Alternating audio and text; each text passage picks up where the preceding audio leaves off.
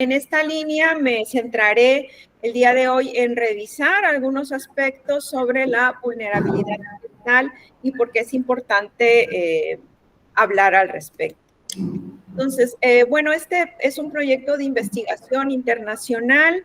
Participa directamente un colega en el Reino Unido que lleva pues ya varios años trabajando el tema de la participación de las mujeres en las organizaciones, y participan también otras colegas de España y otras colegas en México.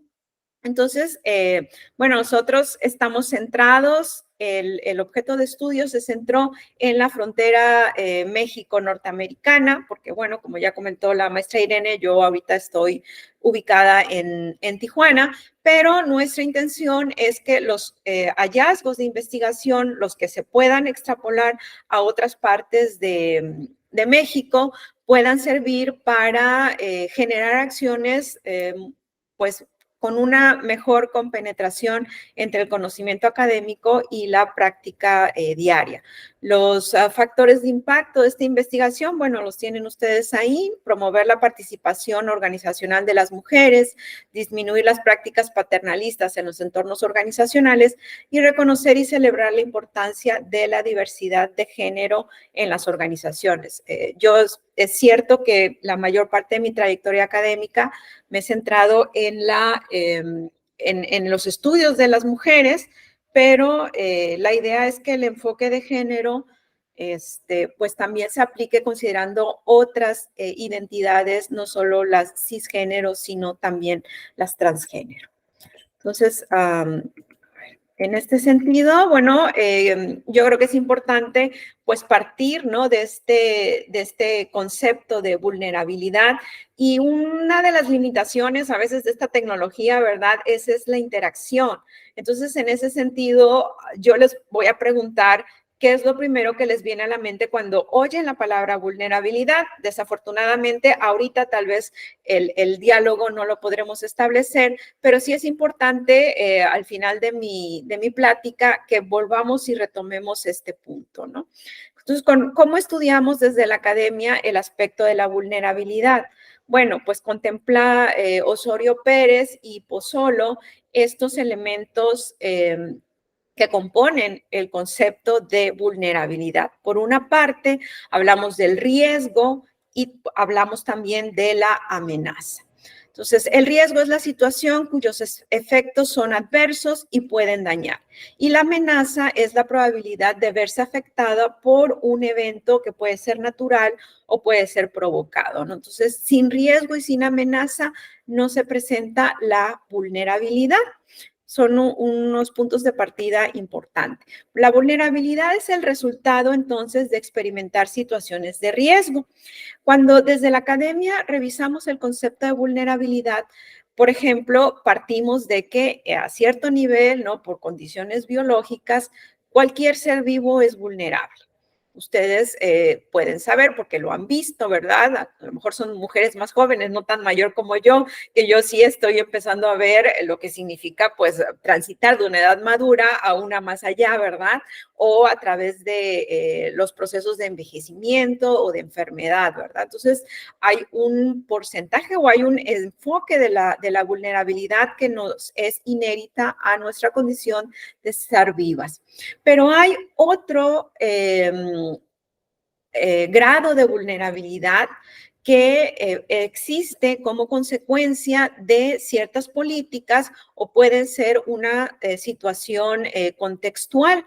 Y en estos casos es cuando no es ética o moralmente aceptable, nos dice Pozzolo, el que las personas, concretamente las mujeres, porque pues mi plática va en la línea de las mujeres, sean vulnerables o sean vulneradas, porque esa también es una definición importante. No todas las personas son vulnerables, ¿verdad? A veces se cuenta con los recursos para hacer frente a las amenazas, para hacer frente al riesgo, pero también hay un número importante de mujeres por diferentes condiciones, situaciones y características que en cierta medida pueden ser vulneradas. Y en algunos casos hablamos de que esa vulnerabilidad lleva ya varias décadas o incluso generaciones, y entonces hablamos de una vulnerabilidad sistemática. Entonces, vulnerable es un desajuste e indeterminación relacional entre los recursos que se tiene y el aprovechamiento de la estructura de oportunidades. Y vulnerada es cuando la persona o grupo se encuentra permanentemente en desventaja y esto la hace enfrentar de manera continua situaciones adversas y no se cuentan con los recursos mínimos para enfrentar amenazas y restituir el daño causado por estas. Esto, por ejemplo, lo podemos traducir a ejemplos muy cotidianos. Yo, por ejemplo, vivo ahorita en Tijuana. Tijuana es una región semiárida donde los meses de agosto y los primeros días de septiembre hace muchísimo calor y muchísimo calor para mí pues son 30 grados de un calor seco, no es un calor húmedo como el que se experimenta en San Andrés. Entonces, evidentemente, esto que es una consecuencia, ¿verdad?, del cambio climático, y aquí es donde se empiezan a entretejer las cuestiones medioambientales, puede impactar a mi salud, ¿no? Entonces, yo puedo ser una persona vulnerable, puede ser por la edad, puede ser porque yo viva en un lugar donde no hay aire acondicionado, donde se siente mucho calor, pero a lo mejor yo tengo los recursos para irme tal vez a un hotel que tiene aire acondicionado o comprarme un aire acondicionado y no experimentar esos efectos del cambio climático adverso que pueden ir en contra de la salud de las personas. Recuerdo que este año hubo una ola de calor muy fuerte en el sur de México, centro y sur de México, y bueno, se experimentaron, incluso hay gente, no nada más llegó a la deshidratación, sino que desafortunadamente llegó a morir como consecuencia de no tener los medios mínimos para poder hacer frente a esta ola de calor. Entonces, si pensamos también en inundaciones, ¿verdad? O pensamos en sequías, pues esta es una cuestión que nos lleva a ir aterrizando estos conceptos teóricos a nuestra vida cotidiana. Pero ¿qué pasa si yo no soy una mujer que, bueno, trabaje, que con mi dinero me alcance para poder comprar un aire acondicionado o poderme ir a vivir a otro departamento, otra casa donde las condiciones ambientales de calor extremo no se vean tan afectadas? ¿Y qué pasa si además es una situación que mi familia ha enfrentado desde hace varias generaciones, ¿no? Entonces, muy probablemente yo no nada más sea una mujer vulnerable, sino que sea vulnerada por las situaciones que se dan en el contexto y que cuando este contexto es histórico, pues hablemos de que haya una vulnerabilidad sistemática.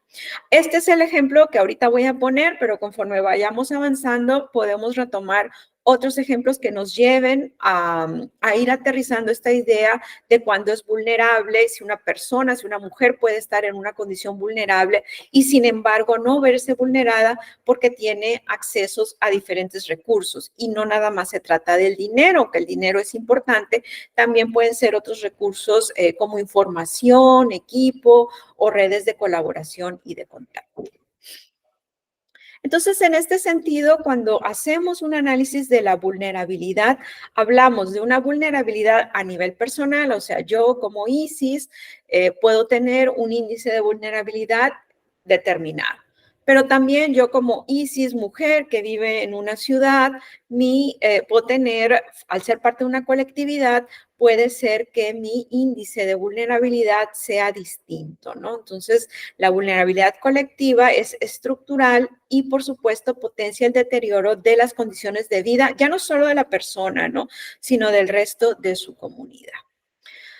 Y en este sentido, bueno, hablamos también de estrategias que se pueden desarrollar, y esta es la parte donde ustedes como agentes de la política pública juegan un rol muy, muy importante para hacer frente a la vulnerabilidad. Y Osorio Pérez nos habla de estos tres tipos de recursos: los recursos materiales, que son, bueno, dinero, bienes, patrimonio; los recursos sociales, que son las redes de apoyo; pero también contamos con recursos simbólicos, que son los conocimientos, nuestras creencias, nuestros deseos y valores, y todos estos en diferentes combinaciones, dependiendo del contexto donde se presente la vulnerabilidad, nos sirven para hacer frente a esa amenaza y a ese riesgo. Y si bien podemos estar estar en condición vulnerable o estar en una condición vulnerable, pero tener los recursos para poder sobrellevar esa situación y no experimentar efectos adversos o negativos. Entonces, ya centrándonos un poco más en esta cuestión de la vulnerabilidad ambiental, bueno, la vulnerabilidad ambiental sobre todo comienza a ser estudiada desde una perspectiva biológica. Desde este enfoque, pues se define como el grado de resistencia de un sistema o partes de un sistema para superar los dos problemas ambientales, medioambientales que experimentamos en la actualidad, que son el cambio climático y la pérdida de biodiversidad. Entendiendo la vulnerabilidad ambiental desde esta perspectiva biológica o ecológica, si ustedes quieren llamarle así, se habla de nivel de exposición y la capacidad adaptativa. Y esta capacidad adaptativa está muy relacionada con el concepto de resiliencia, que muy probablemente lo han oído ustedes, pues generalmente a partir de la pandemia se empezó a hablar de comunidades resilientes o de personas resilientes o de negocios resilientes, ¿no? Ahora, aterrizando esta idea de la vulnerabilidad ambiental ya aplicada en grupos sociales, hay quien, y concretamente Guape Padilla, nos habla de una vulnerabilidad socioambiental, que es una condición sistémica que se presenta en la convivencia diaria de los grupos humanos con las condiciones del medio ambiente que les rodea. Y esta vulnerabilidad socioambiental, que también puede definirse como ambiental o medioambiental, conlleva una pérdida del bienestar. Entonces, en este sentido, bueno, ¿por qué es importante hablar de una vulnerabilidad ambiental con enfoque de género? Para ello me voy a remitir un poco a nivel teórico, hablar de la teoría crítica, que es una corriente filosófica que nace en Frankfurt, Alemania, en la década, bueno, hace ya casi 100 años, ¿verdad?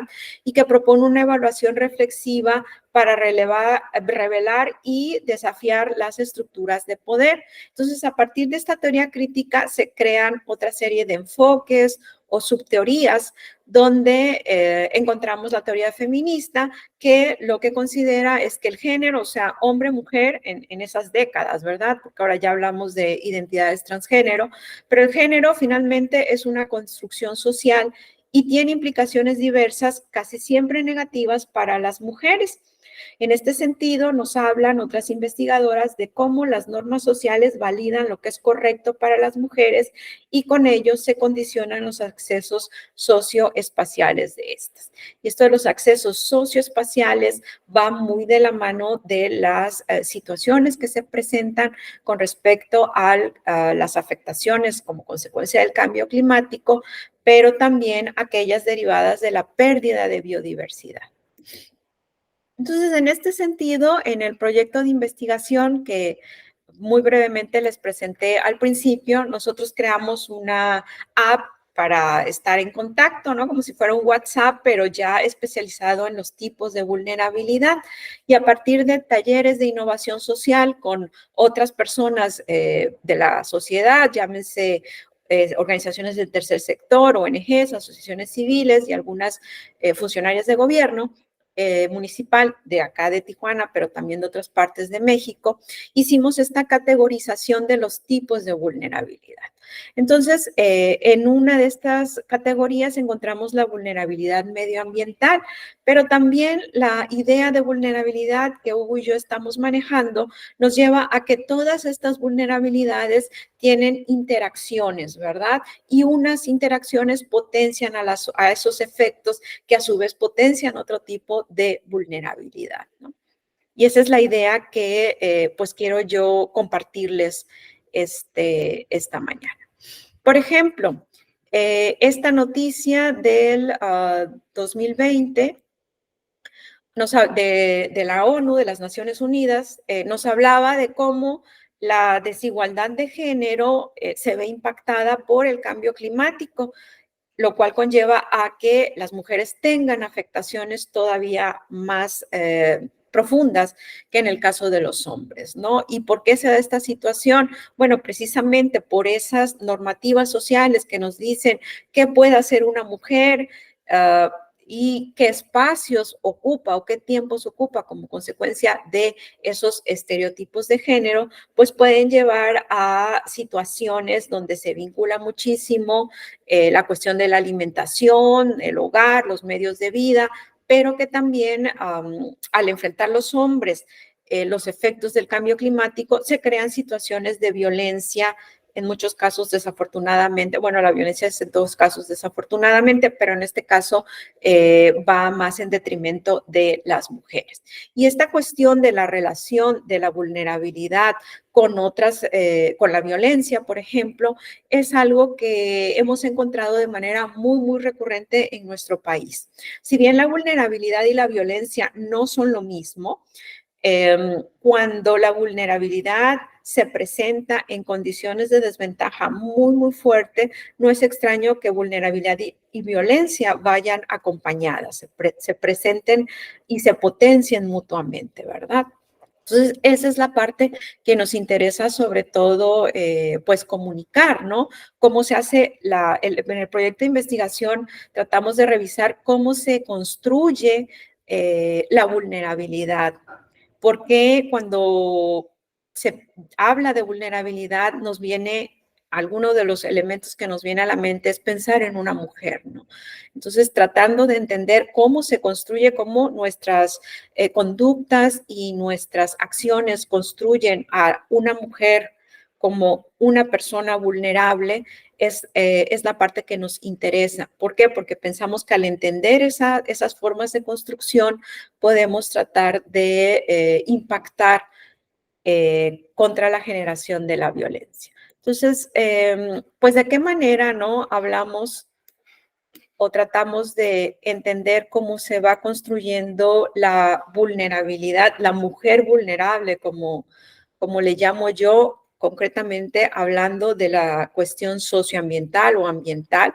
Pues, por ejemplo, aquí tenemos esta infografía que tomé de la cuenta en Instagram de el InMujeres, ¿no? Que nos habla algo que muy probablemente ustedes han oído y han experimentado, la dedicación de horas al trabajo doméstico y de cuidado en México es por cada hora que un hombre dedica, las mujeres dedican 3 o dedicamos 3 horas. Entonces, esto genera un impacto en los usos del espacio, en los usos del tiempo. Y estas normas diferenciadas las podemos ir identificando cuando nos hacemos estas preguntas, ¿no? ¿Cómo es el acceso al agua? ¿Cómo se enfrentan las epidemias? Acabamos de pasar una pandemia, ¿verdad? Cómo las mujeres enfrentan los desastres naturales, qué tienen que decir con respecto a la seguridad alimenticia, con respecto a la seguridad energética, con respecto al autocuidado. Todas estas formas en las que se va construyendo lo que una mujer es validado por la sociedad, impacta en todos estos elementos que, como ustedes pueden ver, están sumamente relacionados con la cuestión ambiental. Sobre todo la parte pues más significativa es esta parte del autocuidado, ¿no? Porque las mujeres suelen cuidar de sus grupos domésticos o de sus seres queridos y muchas veces se olvidan de cuidarse ellas mismas. Bueno, y esto aprovechándolo, ¿no? En este mes del cáncer de mama tiene mucha relación o tiene mucha, es muy significativo. En la mayoría de las entrevistas las mujeres nos dicen que prefieren que la familia vaya primero al médico o que vaya primero al dentista y ellas se dejan al final, ¿no? Entonces, esto también forma parte de un condicionamiento sociocultural que pues muchas veces lo traemos y lo vemos tan natural, ¿verdad? Que ni siquiera nos lo cuestionamos. Y todo ello impacta en la vulnerabilidad. También esta idea, ¿no? De los accesos a los recursos y a la estructura de bienestar nos lleva a pensar que no todas las mujeres estamos o tenemos la misma agencia o tenemos los mismos recursos, ni podemos hacer frente a las amenazas. Por ejemplo, de una manera sistemática, hablamos de una vulnerabilidad, sobre todo experimentada por las mujeres indígenas o afromexicanas, y también en alguna medida pues compartida por las mujeres rurales. Por lo regular, la mayoría de los espacios de nuestro país, son las ciudades las que concentran una mayor cantidad de posibilidades de empleo. Y esto hace que del medio rural se migre hacia la ciudad. Y por supuesto, las mujeres rurales cuentan con menores recursos, cuentan también, pues a veces tienen que hacer los dos roles de proveedora y los roles de cuidadoras, y esto pues va, por supuesto, en detrimento de muchos tipos de salud. En este sentido, a finales de los 80s, una feminista, Crenshaw, nos presentó en su momento la interseccionalidad. Es probable que ustedes también la hayan oído porque desde hace ya algunos años la interseccionalidad forma parte de las políticas públicas de género, ¿no? Y entonces aquí nos habla que dependiendo de las diferentes categorías que puedan estar compuestas nuestras identidades, nosotros podemos ser más o menos vulnerables. ¿Y cuáles son como el centro de esta interseccionalidad? Pues es la edad, la etnia, la raza, el género, habilidades y cualidades físicas, pero también nuestra orientación o identidad sexual. Por ejemplo, yo siempre les comento a mis estudiantes, yo que soy una mujer de edad madura, una formación académica, que he crecido la mayor parte del tiempo en una ciudad, que trabajo y que soy económicamente pues independiente, ¿verdad? Puedo tener unos recursos que no son los mismos a lo mejor que pueda tener una mujer. Aquí en Tijuana, por ejemplo, hay mucha migración de la zona de la Mixteca en Oaxaca y también de Veracruz. Una mujer tal vez indígena que tiene dificultades para hablar el español, ¿verdad? Que acaba de llegar a la ciudad. Las dos podemos ser mujeres, podemos tener la misma edad, pero estamos en la estructura del bienestar, ¿no? De las oportunidades y en los recursos podemos tener estos recursos distintos y por consiguiente a lo mejor estar en condiciones de vulnerabilidad seguramente distintas.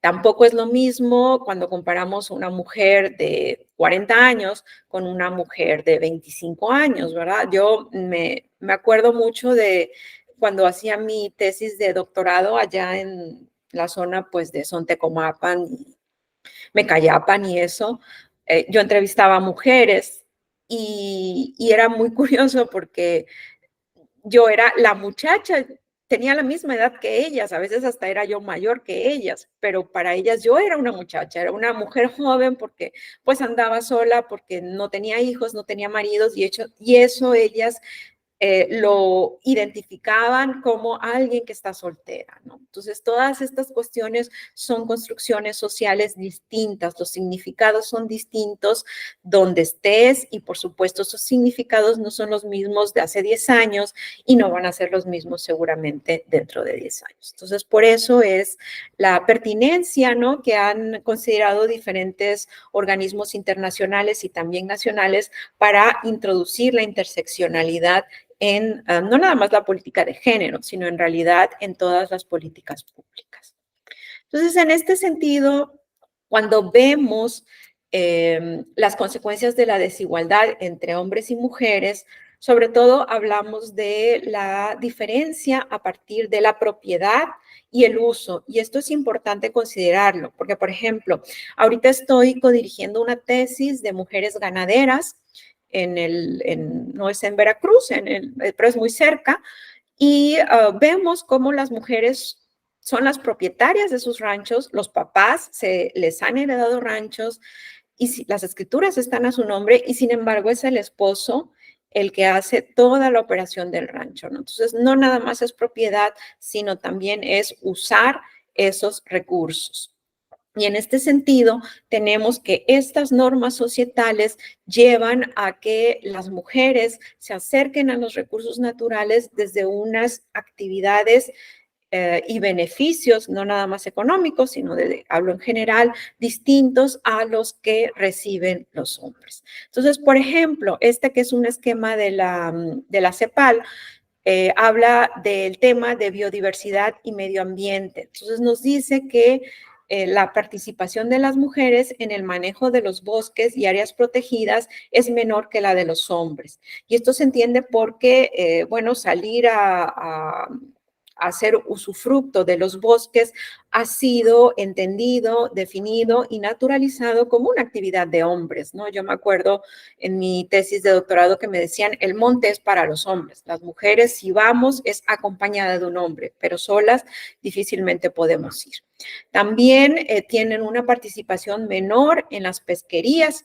Y esto es interesante porque, por ejemplo, mientras las mujeres se quedan en la zona de playas, en la colecta de los moluscos u otros peces que pueden llegar ahí, los hombres son los que salen a pescar a alta mar, ¿no? Entonces, las actividades ambas son pesqueras, pero tienen un impacto distinto. Cuando yo llegué, por ejemplo, acá a Tijuana, una de las primeras cosas que hice fue ir al museo, pues para tratar de entender un poco cuál era la historia de esta ciudad. Y en una de las informaciones que ponía, decían que aquí, por ejemplo, se pesca mucho abulón.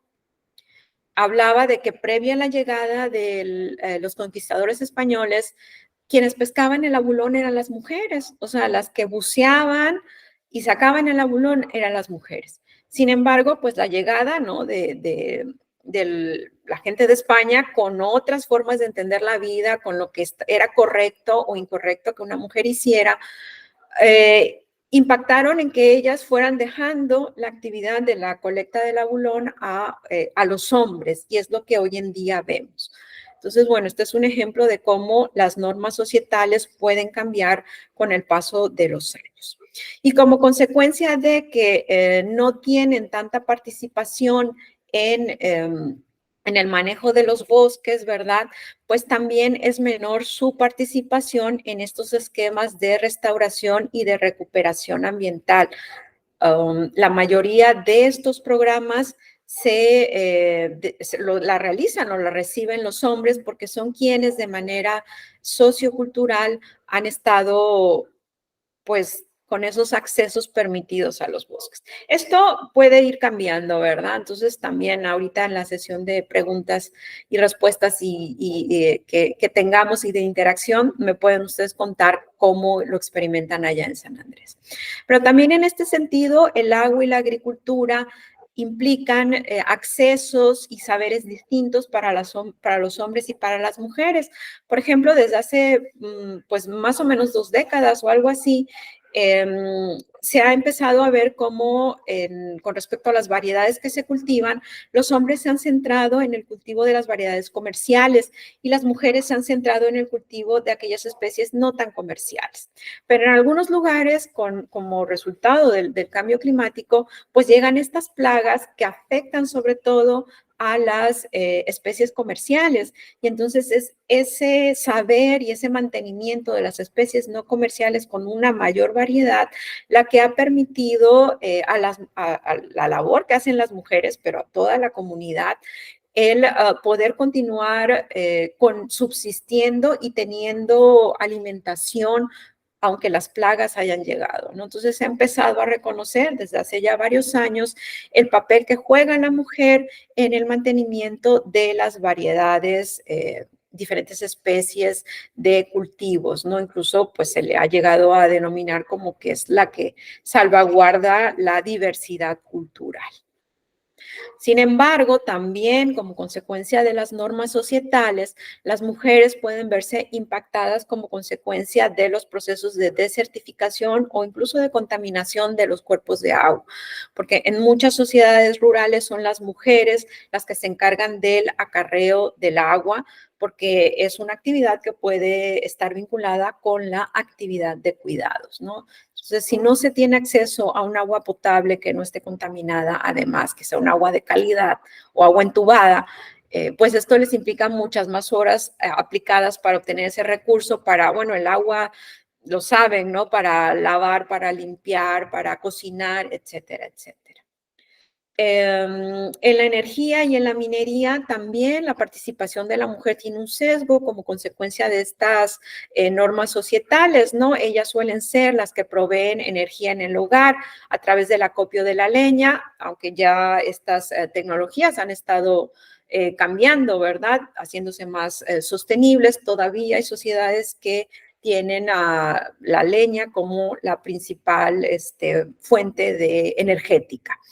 Esto las lleva a experimentar una vulnerabilidad ambiental, ¿no? Por estar constantemente aspirando este humo de la leña.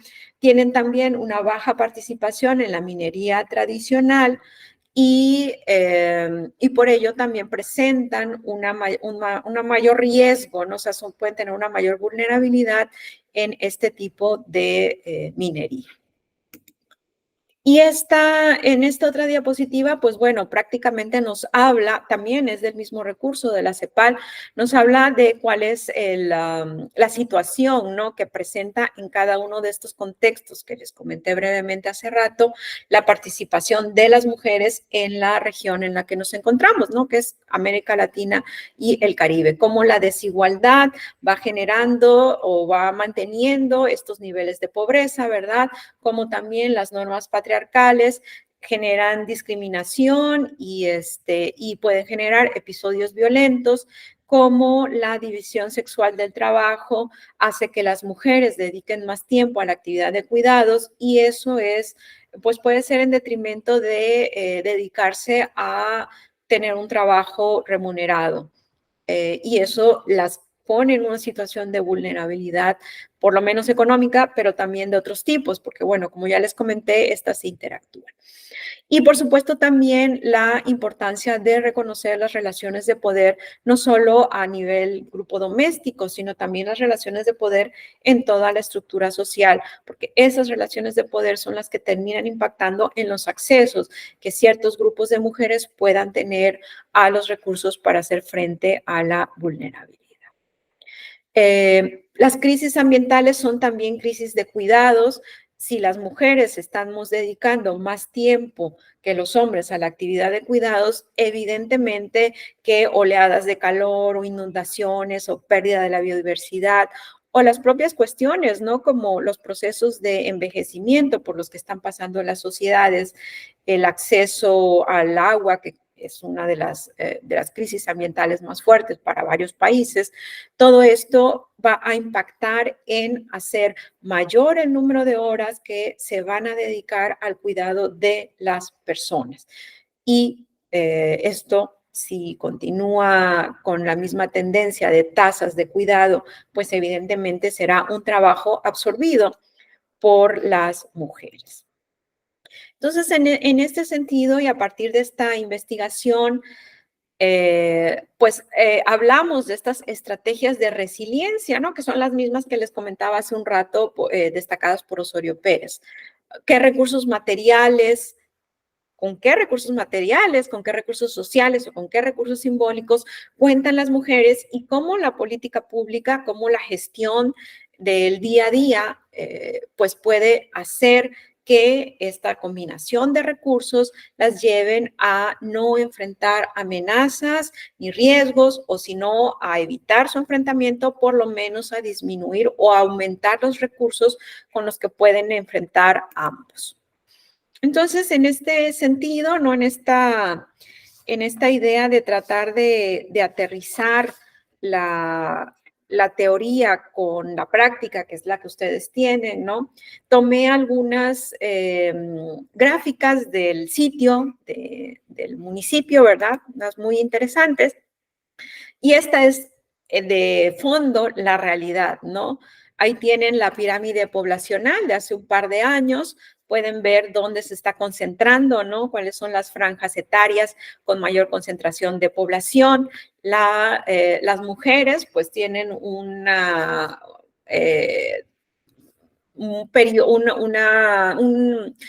suelen vivir más que los hombres, ¿verdad? Y esto lo podemos ver acá, en estas franjas, ¿no? De mayor edad, pero también eso lleva a hablar de una feminización de la pobreza, que es uno de los aspectos importantes sobre los cuales se centra la sostenibilidad. También fíjense la población analfabeta, comparando mujeres con hombres, independientemente en las franjas etarias, pueden ver que todavía es importante el número de mujeres que no hablan español en el municipio, con lo cual tenemos ahí otro elemento a considerar en la transversalidad.